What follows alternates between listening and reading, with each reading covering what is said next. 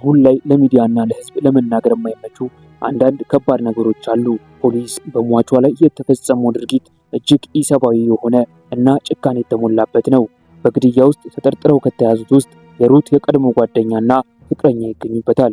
ሰሞኑን ኢትዮጵያን ወክላ በአውሮፓውያኑ በ2026 ሚስ ወርልድ የቁንጅና ውድድር ላይ የምትሳተፈው ሩት ይርጋለም ታላቅ እህት የሆነችው ቅዱሳን ይርጋለም ታግታ ተገድላለች። ከዚህ ግድያ ጋር በተያያዘ የሩት የቀድሞ ቅርብ ጓደኛ ጨምሮ 10 ተጠርጣሪዎች በቁጥጥር ስር መዋላቸውን የአዲስ አበባ ፖሊስ አስታውቋል። በግድያው የተጠረጠሩት የሩት የቀድሞ ጓደኛና ፍቅረኛዋ ከሌሎች 8 ተጠርጣሪዎች ጋር በመቀናጀት ሟችን ጭካኔ በተሞላበት መልኩ በመግደል እንደተጠረጠሩ ፖሊስ ገልጿል። የአዲስ አበባ ፖሊስ ዋና ጠቅላይ መምሪያ የህዝብ ግንኙነት ኃላፊ ኮማንደር ቶማስ እሸቴ ተጠርጣሪዎቹ ግድያውን የፈጸሙት ገንዘብ ለመቀበል በማሰብ መሆኑን በሰጡት ቃል እንዳመኑ አስረድተዋል። የገንዘብ ችግር አለብን፣ ያንን የገንዘብ ችግር ለማቃለል ይህንን ወንጀል ፈጽመናል በማለት ተጠርጣሪዎቹ ለፖሊስ በሰጡት ቃል ማስረዳታቸውን ገልጸዋል። ተጠርጣሪዎቹ ታጋቿን ለማስለቀቅ ከቤተሰቦቿ 2.5 ሚሊዮን ብር ጠይቀው እንደነበረ ፖሊስ አስታውቋል።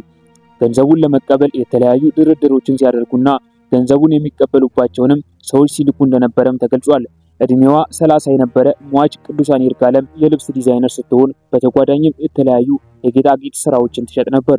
ተጠርጣሪዎቹ ድርጊቱን ስለመፈጸማቸው በሰጡት ቃል እንዳመኑ የተናገሩት ኮማንደር ቶማስ ወንጀሉን በየትኛው ቦታና በምን አይነት መንገድ እንደፈጸሙት እማኞች ባሉበት ቦታው ድረስ መርተው በመውሰድ ማሳየታቸውን አስረድተዋል። በምርመራ ወቅት የነበረው ሂደት እንደ እማኝ ቀርቦ ሲከታተል የነበረው የሚስ ወርልድ ኢትዮጵያ የቁንጅና ውድድር አዘጋጆች ተወካይ አቶ አበባው አበበ እንዳሉት በወንጀሉ ከተጠረጠሩት ሰዎች መካከል አንዷ ከ9ኛ ክፍል ጀምሮ የሩት የቅርብ ጓደኛ የነበረች ናት። ሩት ከተጠርጣሪዋ ጋር በጊዜ ሂደት ጓደኝነታቸው እየጠበቀ በመምጣቱ እንደ ቤተሰብ በመቀራረብ ጭምር ይተዋወቁ ነበር። ነገር ግን ከባለፈው 1 ዓመት ወዲህ በመካከላቸው በተፈጠሩ የተለያዩ አለመግባባቶች ምክንያት ግንኙነታቸውን አቋርጠውና ተራርቀው እንደነበረ ተናግረዋል። አርብ ሐምሌ 10 2018 ዓ.ም የሩት የቀድሞ ጓደኛ ማንነቷን ደብቃና በሌላ ሰው ስም በመጠቀም ለቅዱሳን ትደውላለች። ደዋያዋም 2 ወር ያለፈውን የሩትን ልደት ሰርፕራይዝ ለማድረግ እንዳሰበችና ሟች የምትሸጣቸውን ጌጣጌጦች መግዛት እንደምትፈልግ ገልጻ ቀጠረቻት። ቅዱሳንም ጉዳዩን በማመን አርብ ረፋድ አካባቢ ሜክሲኮ በሚገኝ ጭማቂ ቤት የተገኘች ሲሆን በቦታው ስትደርስ ግን የቀጠራት ሰው በሌላ ስም የደወለችው የእህቷ የቀድሞ ጓደኛ ናት። አቶ አበባው እንዳሉት ተጠርጣሪዋ ከዚህ ቀድሞ አስቀይሜያችሁ ስለነበረ እውነቴን ብነግርሽ አትመጪም ብዬ በማሰብ ነው በሌላ ስም የደወልኩልሽ ብላታለች። ሟች ቅዱሳን በበኩሏ ለተጠርጣሪዋ ምላሽ ስትሰጥ እኛ ብንቀየምሽ ኖሮ እኮ እናትሽ ታማ በነበረችበት ወቅትም ሆነ ስታርፍ መጥተን አንጠይቅሽም ነበር።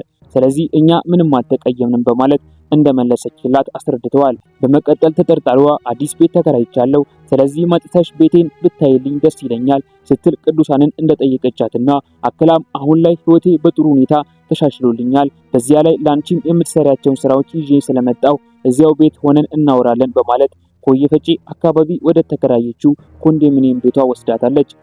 በአዲስ አበባ ፖሊስ መረጃ መሰረት ተጠርጣሪዎቹ ቅዱሳንን ካገቱበት ኮየፈጪ ከሚገኘው ኮንዶሚኒየም ሌላ ቤት በመከራየት አዘዋውረዋል።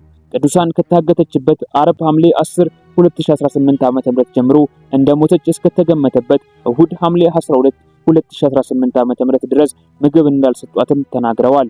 ተጠርጣሪዎቹ ቅዱሳን ላይ ግድያ ከፈጸሙባት በኋላ ለቤተሰቦቿ ደውለው ገንዘብ መጠየቃቸውን የምርመራ ሂደቱ ማሳየቱ ኮማንደር ቶማስ ገልጸዋል። ጉዳዩን በቅርበት እየተከታተሉ የሚገኙት አቶ አበባው ግድያው እሁድ ዕለት የተፈጸመ ሲሆን አጋቾቹ ግን ሰኞ ዕለት እሷን በህይወት ለማስለቀቅ በሚል ከቤተሰቧ ገንዘብ መጠየቃቸውን ቀጥለው ነበር። የሩት የቀድሞ ጓደኛና ፍቅረኛዋ ቅዱሳንን በግፍ ለመግደል የወሰኑበት ዋና ምክንያት ካየችሽ ስለምታውቅሽ ልታስይዘን ትችላለች ብለው በመስጋት እንደሆነ ያስረዳሉ። የግድያ ሁኔታውን አስመልክቶ የአዲስ አበባ ፖሊስ የህዝብ ግንኙነት ኃላፊ ኮማንደር ቶማስ አሁን ላይ ለሚዲያና ለህዝብ ለመናገር የማይመቹ አንዳንድ ከባድ ነገሮች አሉ በማለት ዝርዝር ከመግለጽ ተቆጥበዋል።